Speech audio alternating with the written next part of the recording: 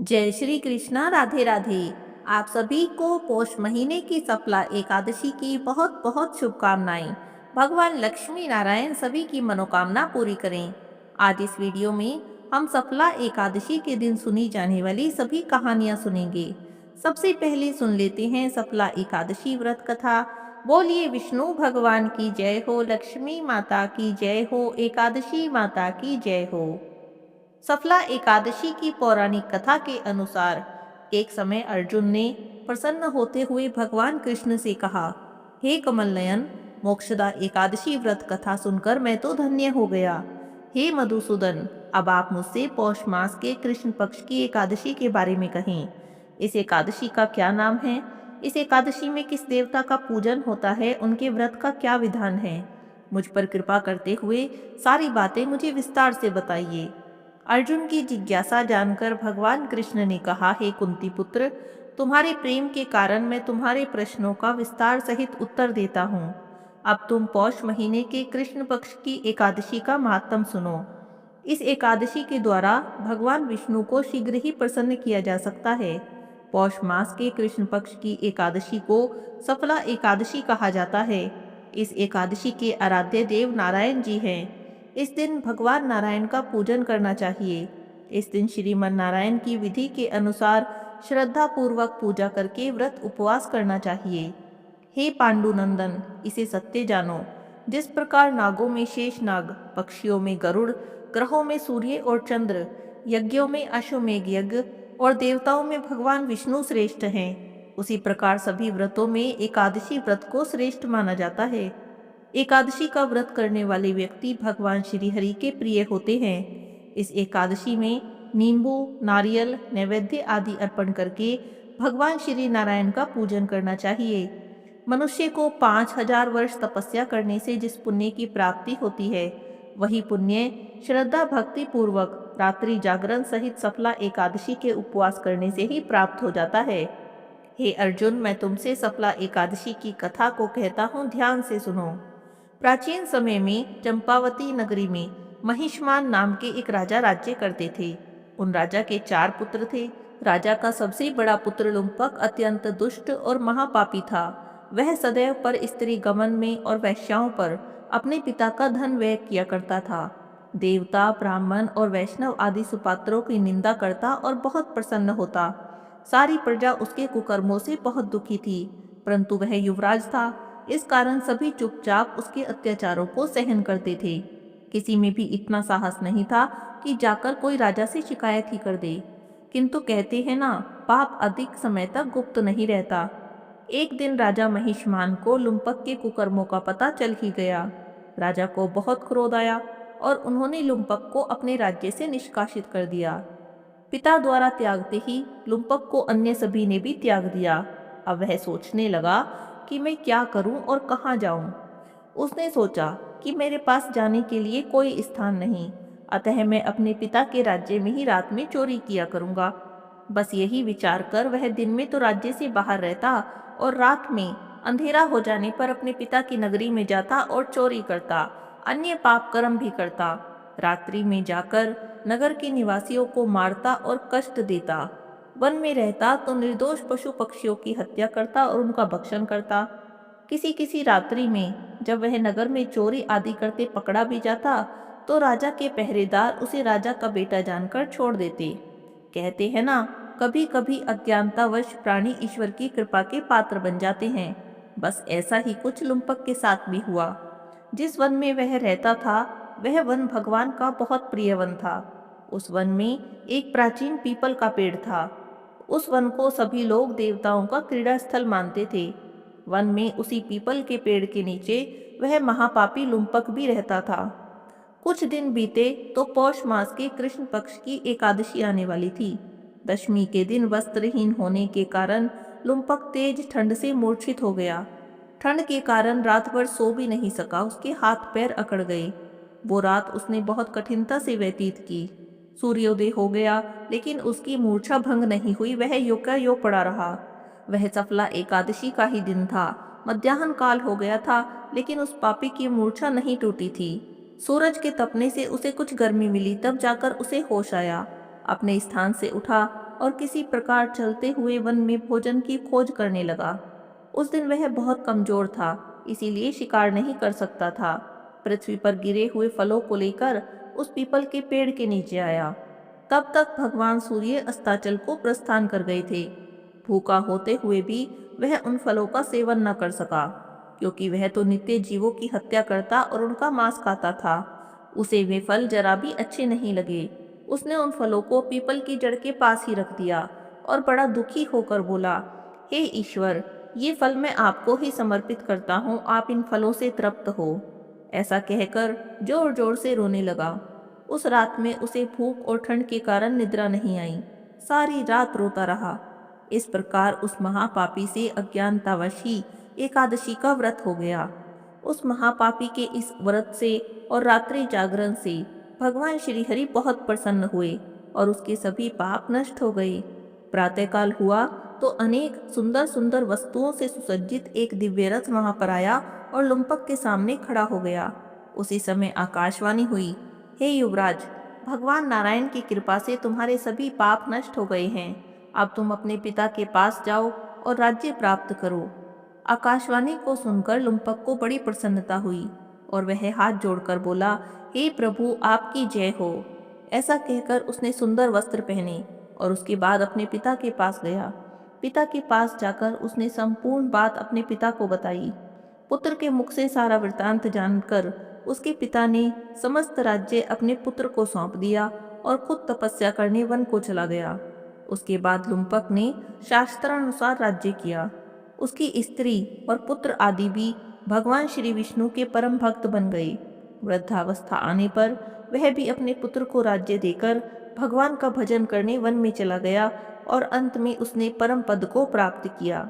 भगवान कृष्ण कहते हैं, हे अर्जुन, जो भी मनुष्य श्रद्धा और भक्ति पूर्वक सफला एकादशी का व्रत करते हैं, उनके सभी पाप नष्ट हो जाते हैं और उन्हें मुक्ति प्राप्त होती है। जो भी मनुष्य सफला एकादशी के महात्म्य को नहीं समझते, उन्हें पूंछ और सींगों से विहीन पशु ही मानना चाहिए। सफला एकादशी के महात्म का पाठ करने और सुनने से सभी प्राणियों को राजसूय यज्ञ के समान फल की प्राप्ति होती है। बोलिए विष्णु भगवान की जय हो, लक्ष्मी माता की जय हो, एकादशी माता की जय हो। सतयुग में एक महाभयंकर दैत्य हुआ। उसका नाम मुर था। उस दैत्य ने इंद्र आदि सभी देवताओं पर विजय प्राप्त करके उन्हें उनके पद से हटा दिया। उसके बाद इंद्र ने भगवान शंकर से प्रार्थना की, हे भोलेनाथ, हम सभी देवता मुर दैत्य के अत्याचार से दुखी हो गए हैं और मृत्यु लोक में अपना जीवन व्यतीत कर रहे हैं। राक्षसों के भय से हम बहुत दुखी हैं और कष्ट भोग रहे हैं। मैं खुद भी बहुत दुखी और भयभीत हूँ। अन्य देवताओं की तो मैं क्या ही बात कहूँ। अतः हे कैलाशपति, कृपा करके आप मुर दैत्य के अत्याचार से रक्षा करने का कोई उपाय हमें बताइए। देवराज की प्रार्थना सुनकर भगवान शंकर ने कहा, हे देवेंद्र, आप भगवान श्री हरि के पास जाइए। मधु कैटभ का संहार करने वाले भगवान विष्णु देवताओं को अवश्य ही इस भय से भी मुक्त करेंगे। महादेव जी के आदेश पर इंद्रादिक सभी देवता क्षीर सागर में गए, जहाँ पर भगवान श्री हरि शेष शैया पर विराजमान थे। इंद्र सहित सभी देवताओं ने भगवान विष्णु के सामने उपस्थित होकर उनकी बहुत स्तुति की। हे तीनों लोकों के स्वामी, आप स्तुति करने के योग्य हैं। हम सभी देवता आपको कोटि कोटि प्रणाम कर रहे हैं। हे दैत्यों के संहारक, हम आपकी शरण में आए हैं, आप हमारी रक्षा करो। हे त्रिलोकपति, हम सभी देवता दैत्य के अत्याचारों से भयभीत होकर आपकी शरण में आए हैं। इस समय दैत्यों ने हमें स्वर्ग से निकाल दिया है और हम सभी देवता बड़ी ही दयनीय स्थिति में मृत्यु लोक में विचरण कर रहे हैं। अब आप ही हमारे रक्षक हैं, हमारी रक्षा कीजिए। हे कैलाशपति, हे जगन्नाथ, हमारी रक्षा कीजिए। देवताओं की करुण पुकार सुनकर भगवान श्री हरि ने कहा, हे देवगणों, ऐसा कौन सा दैत्य है जिसने सभी देवताओं को जीत लिया? आप सभी देवता किसके भय से पृथ्वी लोक में भटक रहे हैं? क्या वह दैत्य इतना बलवान है जिसने इंद्र सहित सभी देवताओं को जीत लिया है? तुम निर्भय होकर मुझे सारी बात बताओ। भगवान विष्णु के इन वचनों को सुनकर देवराज इंद्र ने कहा, हे प्रभु, प्राचीन काल में ब्रह्मवंश में उत्पन्न हुआ नाड़ी जंगम नाम का एक असुर था, जिसका मुर नामक एक पुत्र है, जो चंद्रवती नगरी में निवास करता है। उसने अपने बल से मृत्युलोक और देवलोक पर विजय प्राप्त कर ली है। सब देवताओं को देवलोक से निकाल दिया है और दैत्य कुल के असुरों को इंद्र, अग्नि, यम, वरुण, चंद्रमा आदि लोकपाल बना दिया है। वह स्वयं सूर्य बनकर पृथ्वी को तापता है, स्वयं मेघ बनकर जल की वर्षा करता है। अतः आप इस बलशाली भयानक असुर का संहार करें और हम देवताओं की रक्षा करें। देवेंद्र के मुख से ऐसे वचन सुनकर भगवान श्री हरि ने कहा, हे देवताओं, मैं आपके शत्रु का शीघ्र ही संहार करूंगा। आप सब इसी समय मेरे साथ चंद्रावती नगरी चलिए। देवताओं की पुकार पर भगवान विष्णु तुरंत ही उनके साथ चल दिए। उधर दैत्यराज मुर ने अपने तेज से जान लिया कि श्री विष्णु युद्ध की इच्छा से उसकी राजधानी की ओर आ रहे हैं। अतः अपने राक्षस योद्धाओं के साथ वह भी युद्ध भूमि में आकर गरजने लगा। देखते ही देखते युद्ध आरंभ हो गया। युद्ध आरंभ होने पर अनगिनत असुर अनेकों अस्त्रों और शस्त्रों को धारण करके देवताओं से युद्ध करने लगे। पर देवता तो पहले से ही डरे हुए थे। वे अधिक देर तक राक्षसों का सामना नहीं कर सके और वहां से भाग खड़े हुए। तब भगवान विष्णु स्वयं युद्ध भूमि में आ गए।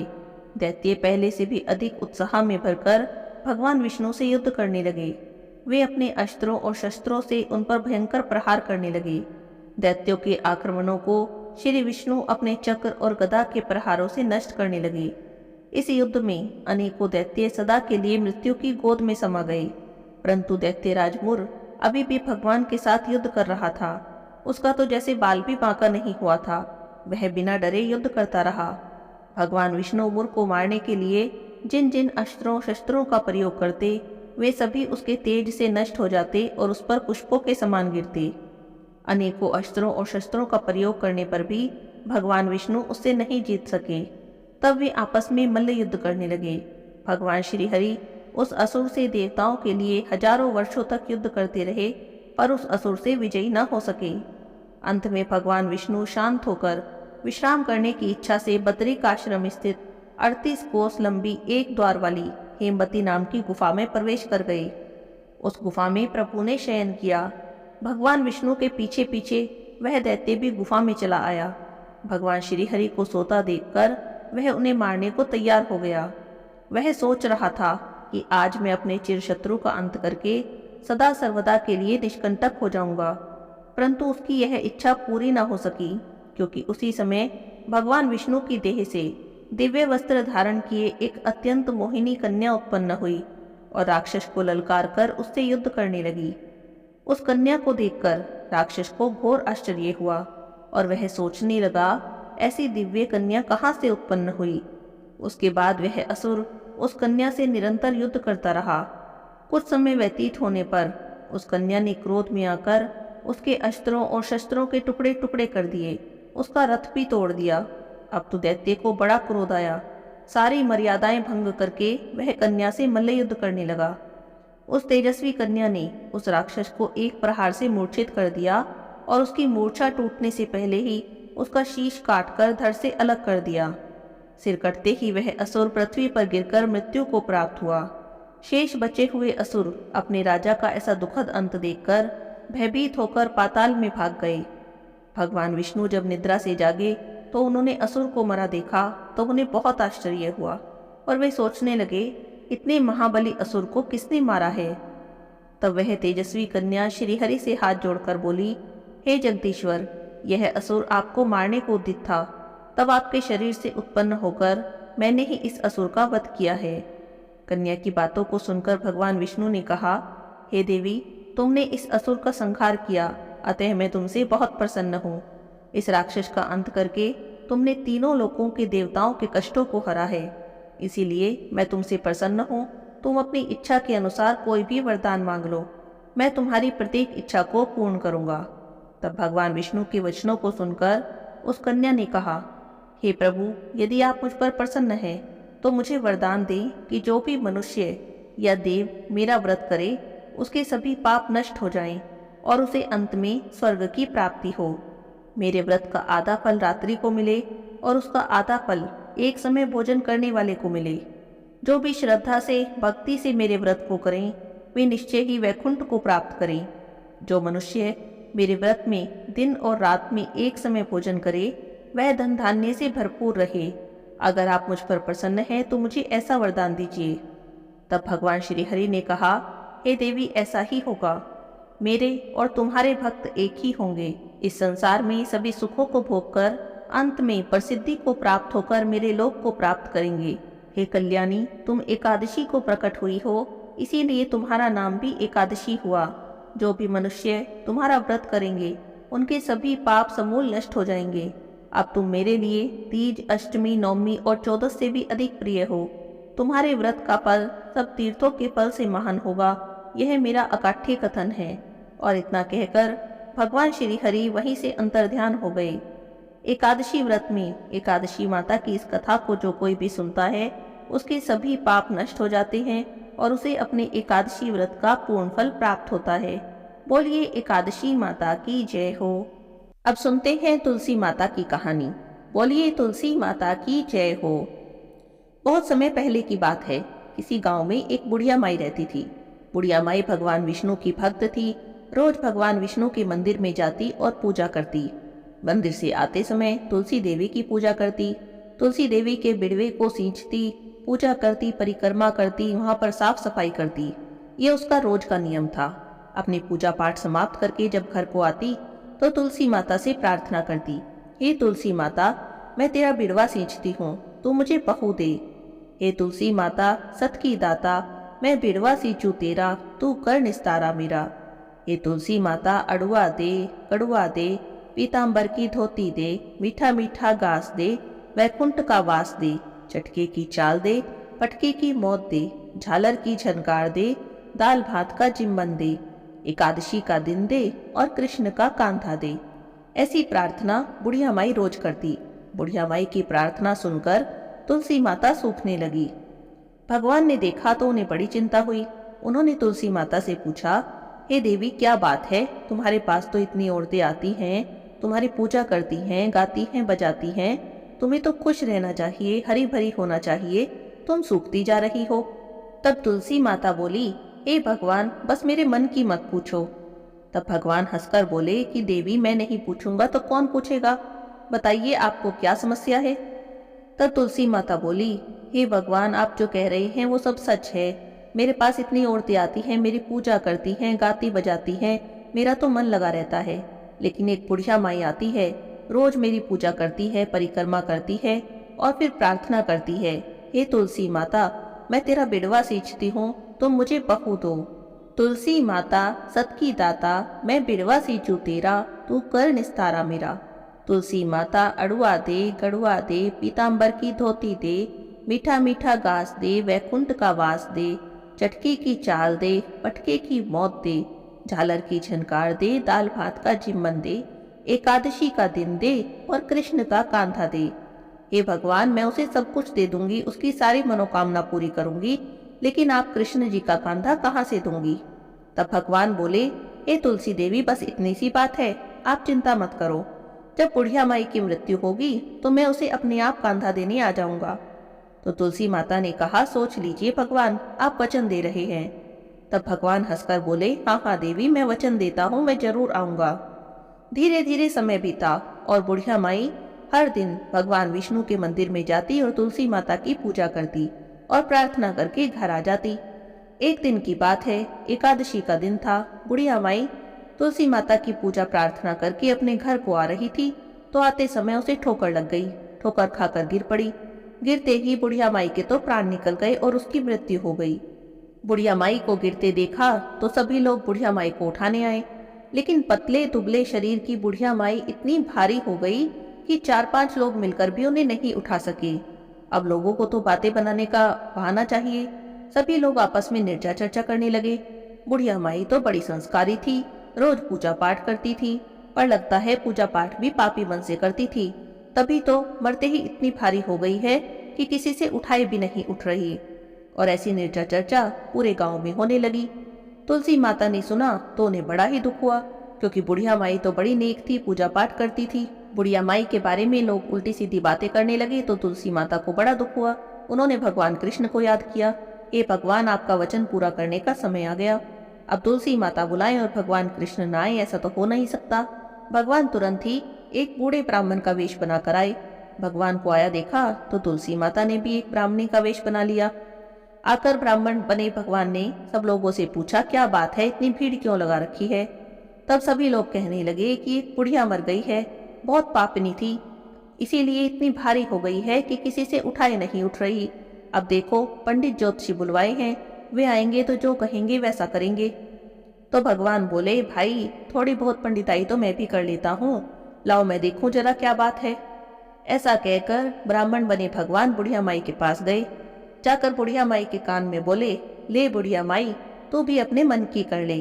बुढ़िया माई, अड़वा ले गड़वा ले, पीताम्बर की धोती ले, मीठा मीठा घास ले, वैकुंठ का वास ले, चटके की चाल ले, पटके की मौत ले, झालर की झनकार ले, दाल भात का जिम्मन ले, एकादशी का दिन ले और कृष्ण का कांधा ले।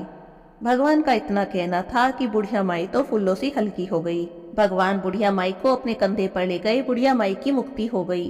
हे तुलसी माता, जैसे आपने बुढ़िया माई की मनोकामना पूरी की, जैसे उसे मुक्ति दी, ऐसे ही सबकी मनोकामना पूरी करना, सबके घर में खूब धन संपत्ति देना, सुख शांति देना, सबकी मनोकामना पूरी करना। बोलिए तुलसी माता की जय हो। बहुत समय पहले की बात है। एक दिन भगवान शिव और माता पार्वती कैलाश पर सुख से बैठे थे। तभी भगवान शिव ने सोचा कि चलो मृत्युलोक में जाकर देखूं क्या हो रहा है। बहुत समय हो गए, मैं मृत्युलोक में नहीं गया। बस ऐसा सोचकर भगवान शिव मृत्युलोक में भ्रमण करने के लिए तैयार होने लगे। भगवान शिव को तैयार होते देखा तो माता पार्वती ने पूछा, हे प्रभु, आप कहाँ जा रहे हैं? तब भगवान शिव ने कहा, देवी, मैं मृत्युलोक में जा रहा हूँ। बहुत समय हो गया, मैंने नहीं देखा मृत्युलोक में क्या क्या हो रहा है। तब माता पार्वती ने सोचा कि भगवान शिव तो मृत्युलोक में भ्रमण करने जा रहे हैं, तो मैं भी साथ में चलती हूँ। उन्होंने भगवान शिव से आग्रह किया, हे प्रभु, मुझे भी अपने साथ ले चलो। तब भगवान शिव कहने लगे, नहीं देवी, मृत्युलोक में भ्रमण करने से आप थक जाओगी, आपको भूख प्यास लगेगी, आप रहने दो।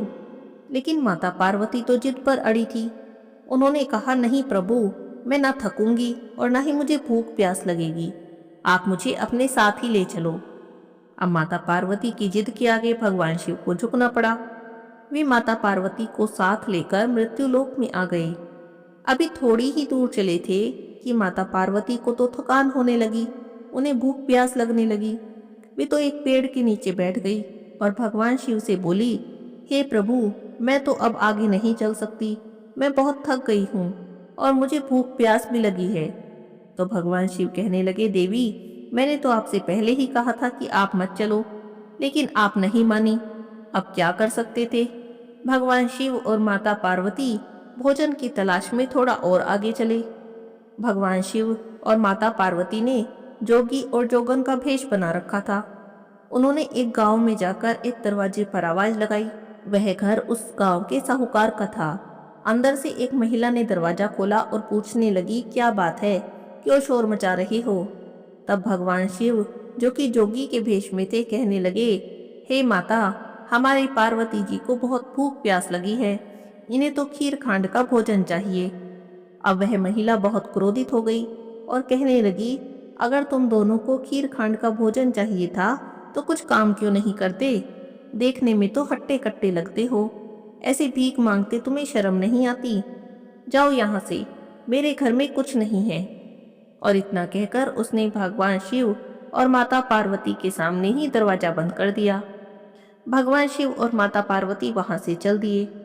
चलते चलते चलते चलते एक घर आया। बहुत टूटा फूटा सा घर था।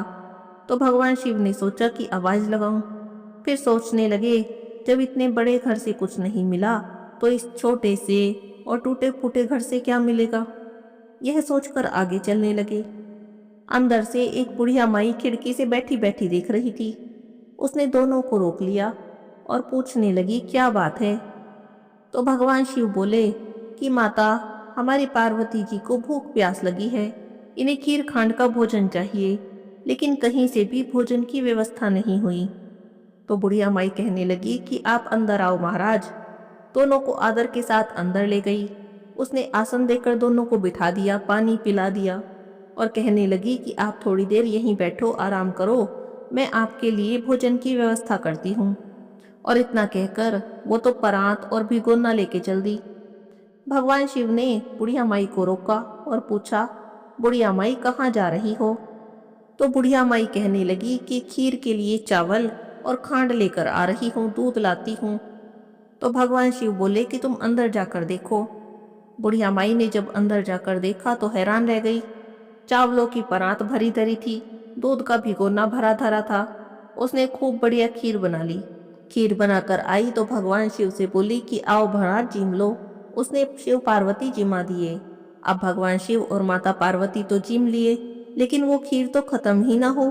तब उसने भगवान शिव से ही पूछा, महाराज अब इतनी सारी खीर का मैं क्या करूं? मेरे तो कोई भी नहीं है, ना मेरे कोई बेटा है, ना पोता है, ना कोई परिवार है। तो भगवान शिव कहने लगे, बुढ़िया माई जरा आंख बंद कर। बुढ़िया माई ने आंख बंद करी। थोड़ी देर बाद बुढ़िया माई ने जब आंख खोल के देखी तो देखा पूरा परिवार हो रहा है। खूब बेटे पोते, बहुत सारे बच्चे आंगन में खेल रहे हैं। तो बुढ़िया माई कहने लगी, महाराज परिवार तो आपने दे दिया, लेकिन इतने बड़े परिवार को रखूंगी कहाँ? मेरे तो ये टूटी फूटी झोपड़ी है। तो भगवान शिव बोले कि फिर आंख बंद कर। अब बुढ़िया माई ने फिर आंख बंद कर ली। तो भगवान शिव की कृपा से उसकी झोपड़ी का बड़ा महल हो गया।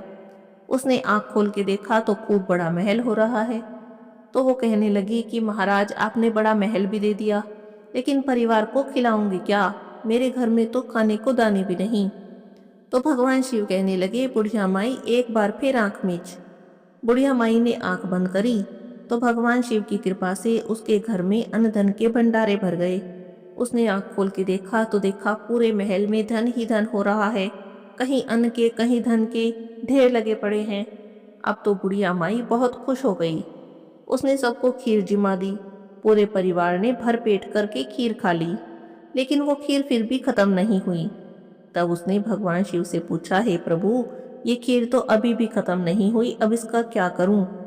तो भगवान शिव कहने लगे, अगर तेरी खीर बची है तो पूरी नगरी में जिमा दे। अब बुढ़िया माई कटोरे भर भर कर खीर पूरी नगरी में जिमाने लगी। सब लोग निर्चा चर्चा करने लगे। बुढ़िया माई कल तक तो मांगती फिरती थी, कल तक तो खाना भी हमारे घर से लेकर जाती थी, और आज भर भर के खीर बांट रही है। बुढ़िया माई एक कटोरा भर के खीर साहूकारनी को भी देने गई। उसने जैसे ही दरवाजा खोला तो पूछने लगी, बुढ़िया माई तेरे खीर कहाँ से आई? तो कहने लगी कि मेरे तो शंकर पार्वती आए हैं, उन्हीं की कृपा से मेरे घर में खूब धन हो गया है, खीर कटोरे भर भर के बांट रही हूँ। तो साहूकारनी कहने लगी कि वो शंकर पार्वती जी कहाँ हैं? मेरे धन तेरे को दे गए। भागी भागी चली, रुक जाओ महाराज, रुक जाओ महाराज। जाकर शंकर पार्वती जी के पैर पकड़ लिए और बोली, महाराज ऐसा क्यों कर दिया? मेरा सारा धन उसे दे दिया। तब शंकर भगवान कहने लगे कि मैंने तो उठाया न धरा, तेरी करनी तेरे साथ, उसकी करनी उसके साथ। तेने ना करी, तेरे ना हो गया, उसने हाँ करी, उसके हाँ हो गया। तब कहने लगी, नहीं महाराज ऐसा मत करो, मुझे कुछ तो दो। अब भगवान शिव को उस पर दया आ गई। तब कहने लगे कि तेरी तेलड़ी में तेल रहेगा और घीलड़ी में घी रहेगा, धन तेरा जुड़ेगा नहीं, काम तेरा रुकेगा नहीं। और इतना आशीर्वाद देकर शंकर पार्वती जी वहां से चले गए।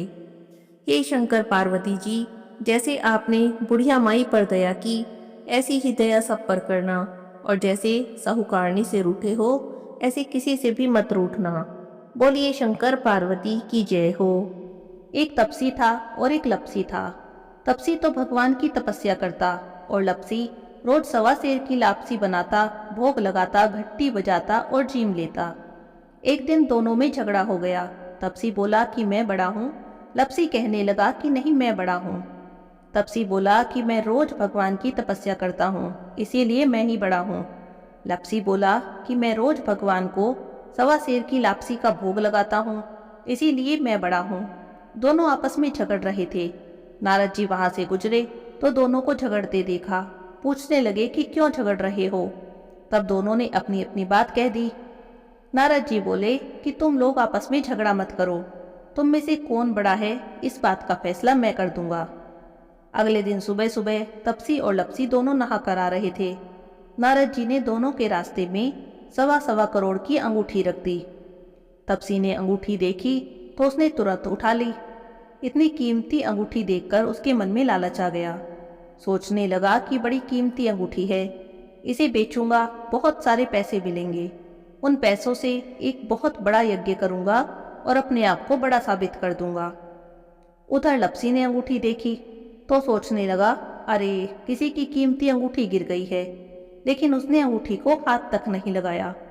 सोचने लगा कि कहीं मैंने उठा ली तो चोर डाकू मेरे पीछे पड़ जाएंगे, कहीं मुझे मार दिया तो।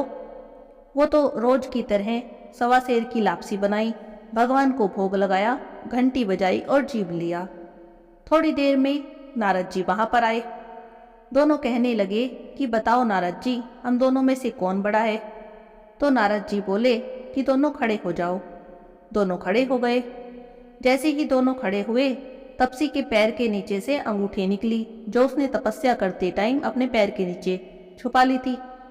तो नारद जी तपसी से बोले कि इतनी तपस्या कर ली तूने, पर तेरे मन का लालच अभी तक नहीं गया।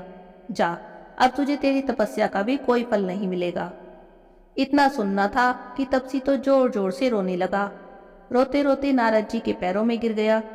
बोला, महाराज दया करो और बताओ कि मुझे मेरी तपस्या का फल कैसे मिलेगा। तब नारद जी बोले कि जो अपने घर में गाय कुत्ते की रोटी नहीं बनाएगा तो उसकी तपस्या का फल तुझे मिल जाएगा। दीवा जलाकर हाथ नहीं जोड़ेगा, ब्राह्मण को भोजन कराकर दक्षिणा नहीं देगा, तब उसकी तपस्या का फल तुझे मिल जाएगा। साड़ी देकर भेंट नहीं देगा तो उसकी तपस्या का फल तुझे मिल जाएगा। जो सारी कहानी कहकर तेरी कहानी नहीं कहेगा, तब उसके सारे पुण्य सारे फल तुझे मिल जाएंगे। बस तभी से सभी कथा कहानी के साथ तपसी लपसी की कहानी जरूर सुननी चाहिए, नहीं तो किसी भी कथा कहानी का फल नहीं मिलता। अब सुनते हैं तुलसी माता का भजन। बोली तुलसी माता की जय हो। लहर लहर लहराए रे मेरे आंगन की तुलसी, लहर लहर लहराए रे मेरे आंगन की तुलसी। इस तुलसी में क्या क्या गुण है, क्या क्या गुण है, बोलो क्या क्या गुण है। ये तो हवा में खुशबू फैलाए रे मेरे आंगन की तुलसी, लहर लहर लहराए रे मेरे आंगन की तुलसी। श्री हरि के मन को भाए रे मेरे आंगन की तुलसी, लहर लहर लहराए रे मेरे आंगन की तुलसी।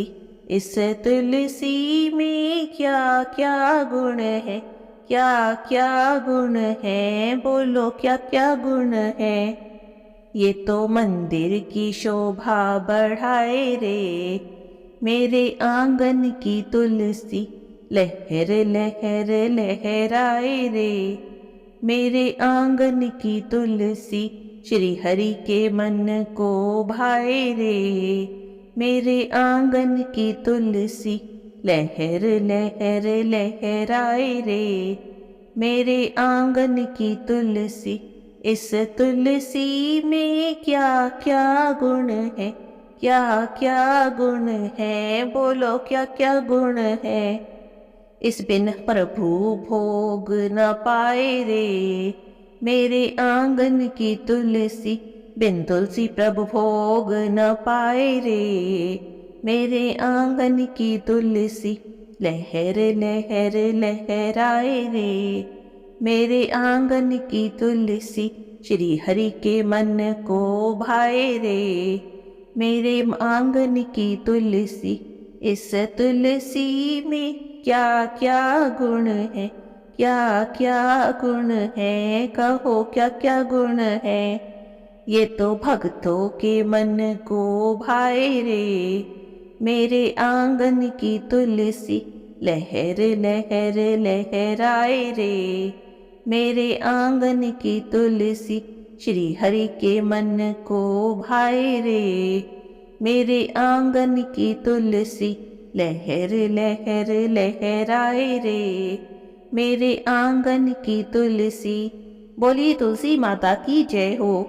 अब सुनते हैं एकादशी माता का भजन। श्री कृष्ण खड़े मधुबन में, हंसे मन मन में, राधा ने करी एकादशी। श्री कृष्ण खड़े मधुबन में, हंसे मन मन में, राधा ने करी एकादशी। कहो तो राधा थाने टीका गढ़वा दूं, कहो तो राधा थाने झुमकी गढ़वा दूं, ताकि नथ में नग जड़वा दूं। छोड़ दो ना राधा प्यारी एकादशी, श्री कृष्ण खड़े मधुबन में, हंसे मन मन में, राधा ने करी एकादशी। श्री कृष्ण की बातें सुनकर राधा रानी कहती हैं, मैं तो हरियो हरियो गोबर मंगाऊं, गोबर मंगा के अंगना लिपाऊं, चौक पुराऊं, पंडित बुलाऊं, पंडित बुला के फिर हवन कराऊं, जोड़ा जी मालूंगी तब ही मैं छोड़ूंगी एकादशी। श्री कृष्ण खड़े मधुबन में, हंसे मन मन में, राधा ने करी एकादशी। तब भगवान कृष्ण कहते हैं, कहो तो राधा थाने हरवा गढ़वा दूं, कहो तो राधा थाने पेंडल गढ़वा दूं, थाके कंगन पे नग जड़वा दूं। छोड़ दो ना राधा प्यारी एकादशी, श्री कृष्ण खड़े मधुबन में, हंसे मन मन में, राधा ने करी एकादशी। राधा रानी कहती हैं, मैं तो हरियो हरियो गोबर मंगाऊं, गोबर मंगा के अंगना लिपाऊं, चौक पुराऊं, पंडित बुलाऊं, पंडित बुला के फिर हवन कराऊं, जोड़ा जी मालूंगी तब ही मैं छोड़ूंगी एकादशी। श्री कृष्ण खड़े मधुबन में, हंसे मन मन में, राधा ने करी एकादशी। कहो तो राधा थाने तगड़ी गढ़वा दूं, कहो तो राधा थान पायल गढ़वा दूं, थाके सटके पे नग चढ़वा दूं। छोड़ दो ना राधा प्यारी एकादशी, श्री कृष्ण खड़े मधुबन में, हंसे मन मन में, राधा ने करी एकादशी। श्री कृष्ण पूरी कोशिश करते हैं कि राधा रानी की एकादशी छुड़वा दें, पर राधा रानी कहती हैं, मैं तो हरियो हरियो गोबर मंगाऊं, गोबर मंगा के अंगना लिपाऊं, चौक पुराऊं, पंडित बुलाऊं, पंडित बुला के हवन कराऊं, जोड़ा जी मालूंगी तब ही मैं छोड़ूंगी एकादशी। श्री कृष्ण खड़े मधुबन में, हंसे मन मन में, राधा ने करी एकादशी। कहो तो राधा थाने साड़ी मंगवा दूं, कहो तो राधा थाने लहंगा मंगवा दूं, ताकि चोली में नग जड़वा दूं। छोड़ दो ना राधा प्यारी एकादशी, श्री कृष्ण खड़े मधुबन में, हंसे मन मन में, राधा ने करी एकादशी। मैं तो हरियो हरियो गोबर मंगाऊं, गोबर मंगा के अंगना लिपाऊं, चौक पुराऊं, पंडित बुलाऊं, पंडित बुला के हवन कराऊं, जोड़ा जी मालूंगी तब ही मैं छोड़ूंगी एकादशी। श्री कृष्ण खड़े मधुबन में, हंसे मन मन में, राधा ने करी एकादशी। श्री कृष्ण खड़े मधुबन में, हंसे मन मन में, राधा ने करी एकादशी। बोलिए एकादशी माता की जय हो। अब सुनते हैं एकादशी माता की आरती। बोलिए एकादशी माता की जय हो, विष्णु भगवान की जय हो। ओम जय एकादशी माता, विष्णु पूजा व्रत को धारण कर शक्ति मुक्ति पाता। ओम जय एकादशी माता। ओम जय एकादशी माता। विष्णु पूज व्रत को धारण कर शक्ति मुक्ति पाता। ओम जय एकादशी माता। तेरे नाम गिनाऊं देवी भक्ति प्रदान करनी। गण गौरव की देनी माता शास्त्रों में है वर्णी। ओम जय एकादशी माता। विष्णु पूजा व्रत को धारण कर शक्ति मुक्ति पाता। ओम जय एकादशी माता। मार्गशीर्ष के कृष्ण पक्ष की उत्पन्ना विश्वतारिणी जन्मी।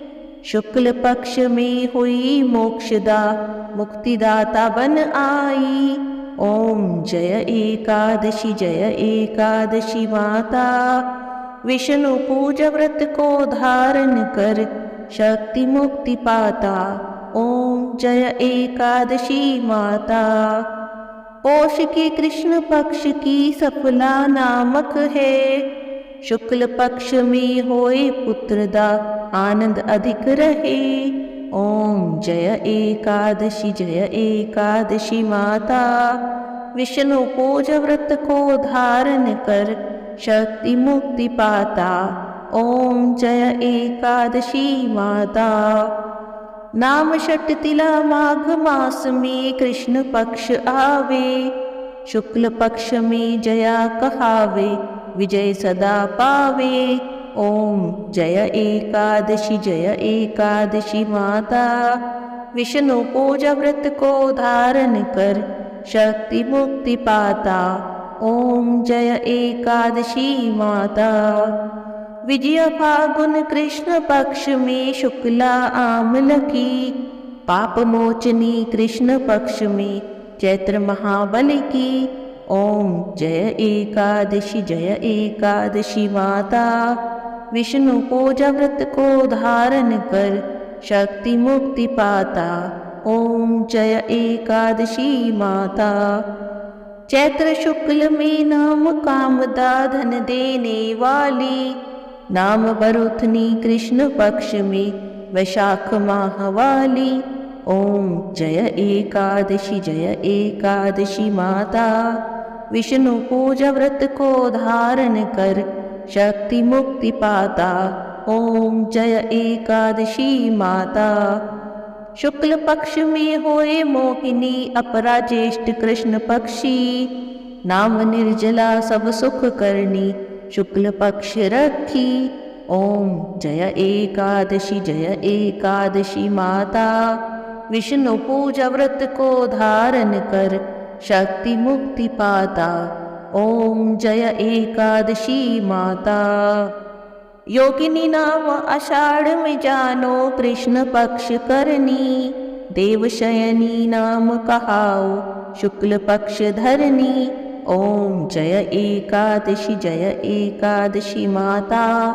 विष्णु पूजा व्रत को धारण कर शक्ति मुक्ति पाता। ओम जय एकादशी माता। कामिका श्रावण मास में आवे कृष्ण पक्ष कहिए। श्रावण शुक्ला होए पवित्रा आनंद से रहिए। ओम जय एकादशी माता। विष्णु पूजा व्रत को धारण कर शक्ति मुक्ति पाता। ओम जय एकादशी माता। अजा भाद्रपद कृष्ण पक्ष की परिवर्तिनी शुक्ला। इंद्रा आशीवन कृष्ण पक्ष में व्रत से भवसागर निकला। ओम जय एकादशी माता। विष्णु पूजा व्रत को धारण कर शक्ति मुक्ति पाता। ओम जय एकादशी माता।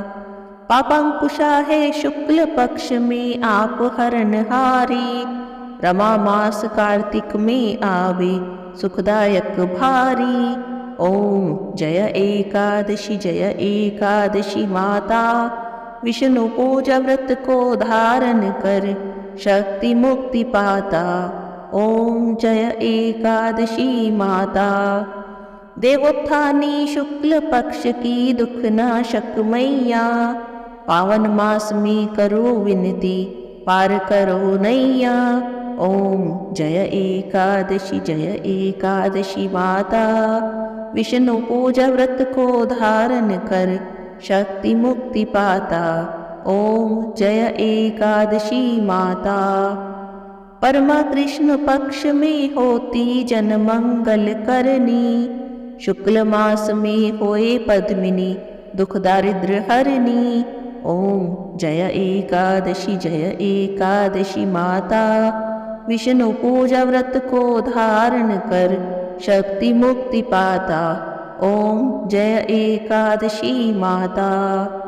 जो कोई आरती एकादशी माता की भक्ति सहित गावे, जन गुरुदीता स्वर्ग का वासा निश्चय ही पावे।